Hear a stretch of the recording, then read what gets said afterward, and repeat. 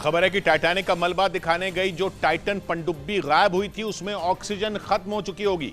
Australia की एक news website ने इसका दावा किया और कहा कि जो पनडुब्बी पिछले 5 दिन से लापता है उसमें ऑक्सीजन नहीं बची होगी, जिसकी वजह से पनडुब्बी में सवार 5 अरबपतियों की जान मुश्किल में फंस गई, क्योंकि जैसे जैसे समय बीत रहा है उनकी जान पर खतरा बढ़ता जा रहा है। हालांकि पनडुब्बी की तलाश अब भी जारी है, लेकिन कई दिनों की तलाश के बावजूद अब तक टाइटन पनडुब्बी का पता नहीं चल पाया।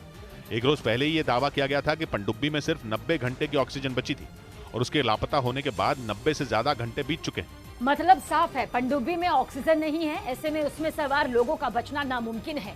खबर यह भी आई थी कि पनडुब्बी में रखा खाने पीने का सामान भी खत्म हो चुका होगा। और पनडुब्बी में ऑक्सीजन खत्म होने की खबरों के बीच पश्चिमी मीडिया ने दावा किया कि फ्रांस ने टाइटन पनडुब्बी को ढूंढने के लिए एक खोजी रोबोट भेज दिया। टाइटन पनडुब्बी की तलाश पिछले 5 दिन से की जा रही है, लेकिन अब तक उसका पता नहीं चल पाया। ऐसे में फ्रांस ने अपना एक खास रोबोट समुद्र में भेजा जो टाइटैनिक के मलबे से भी ज्यादा गहराई में जा सकता है। और इस रोबोट का नाम विक्टर 6000 है। पश्चिमी मीडिया के मुताबिक ये रोबोट समुद्र में 20,000 फीट तक की गहराई में जा सकता है, जबकि टाइटैनिक का मलबा 12,500 फीट की गहराई में ही है। जिसका मतलब ये कि रोबोट टाइटैनिक के मलबे से भी ज्यादा गहराई में जाकर पनडुब्बी का पता लगा सकता है।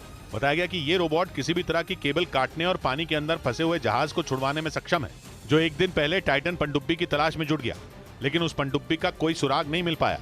वहीं टाइटन पनडुब्बी की खोज तो जारी है, लेकिन उसका कोई पता नहीं चला और न ही उसमें बंद 5 अरबपतियों का कोई सुराग मिला। चिंता की बात यह है कि सिर्फ 22 फीट लंबी इस पनडुब्बी में सही से न बैठने की जगह है और न ही उठकर चलने की। इसी बीच पनडुब्बी में ऑक्सीजन खत्म होने की भी खबर आ गई और दावा यह किया जा रहा है कि 90 घंटे से ज्यादा का वक्त बीत जाने के बाद अब उनके पास खाना भी नहीं बचा होगा। एक रिपोर्ट के मुताबिक टाइटन पनडुब्बी सिर्फ 22 फीट लंबी और 9 फीट चौड़ी है, जो सिगार की तरह दिखती है। ये इतनी छोटी है कि इसमें लोग उठकर ठीक से चल तक नहीं सकते, इसलिए इसमें 8 घंटे तक का सफर भी मुश्किल हो जाता है। टाइटन पनडुब्बी में एक टॉयलेट भी है, लेकिन बताया गया कि उसका कभी इस्तेमाल ही नहीं किया गया और इसीलिए ये दावा किया गया कि इस छोटी सी पनडुब्बी से जाने का फैसला ही गलत था।